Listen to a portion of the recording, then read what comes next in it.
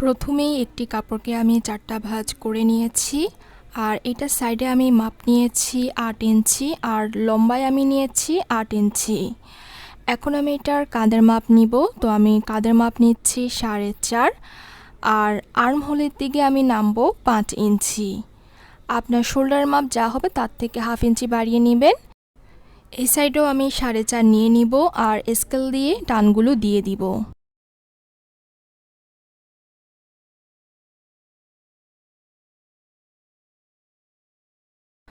বডির মাপ আমি নিচ্ছি 6 ইঞ্চি। আপনাদের বডির মাপ যা হবে তার 4 ভাগের 1 ভাগ নেবেন আর সেলাইয়ের জন্য মার্জিন নিয়েছি 1 ইঞ্চি। এখন নিচের দিকে নামবো আমি 5.5। নিচের দিকেও আপনাদের যা হবে তার 4 ভাগের 1 ভাগ নেবেন। এখন আর্ম হোলের দিকে আমি রাউন্ড শেপ করে নিব।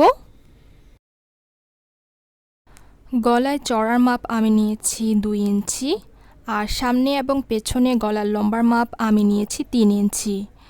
এখন আমি এটার বক্স করে নিয়ে রাউন্ড শেপ করে নিব। যেহেতু সামনে পেছনে একই গলা হবে সেক্ষেত্রে আমি একটা ডিজাইনই রাখবো। এইবার এই মাপ অনুযায়ী কেটে নিব।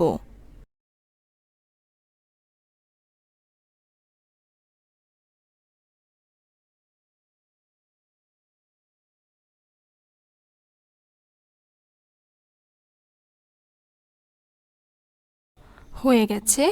এবার আমি দুইটা পার্টকে উল্টো করে নিব আর একটা পাশের কাঁধের অংশ আগে সেলাই করে নিব।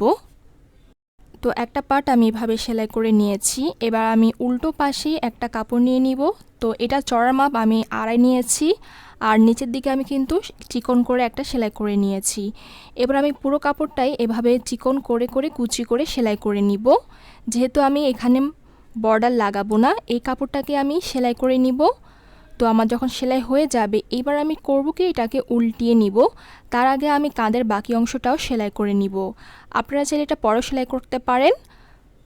কাঁধের অংশ সেলাই হয়ে যাওয়ার পর এবার আমি কুচি করা গলার অংশটাকে আমি পাইপিংয়ের মতো কাজে লাগাবো। তো এটাকে সামনের দিকে এনে আমি চারপাশে একটা চাপ সেলাই দিয়ে দিব। যেহেতু আমরা পাইপিং লাগাবো না, তো আমরা এটাকে এভাবে সেলাই করব। তো আমাদের সেলাই করা হয়ে গেছে। এভাবে সেলাই করলে আপনার পাইপিংয়ের কাপড়টা লাগাতে হবে না। এবার আমরা এটাকে উল্টিয়ে নিব আর হাতের দিকেও আমি আজকে পাইপিং লাগাবো না, আমি দুই সাইডে চিকন করে হাতের অংশ সেলাই করে নিব।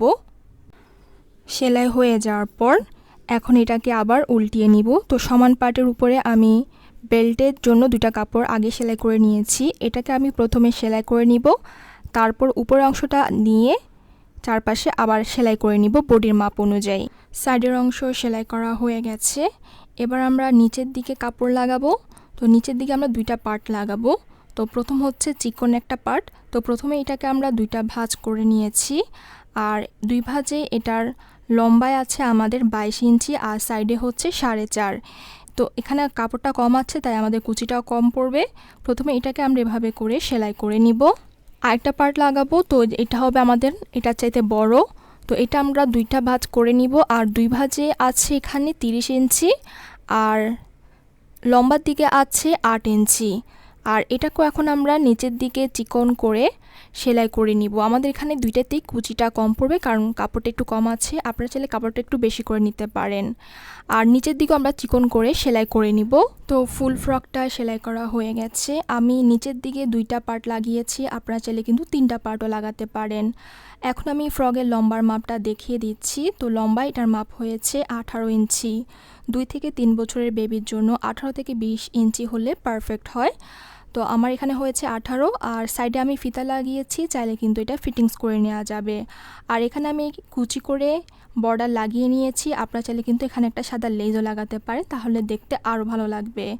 তো আশা করি আমার আজকের ভিডিওটি আপনাদের ভালো লেগেছে। আল্লাহ হাফেজ।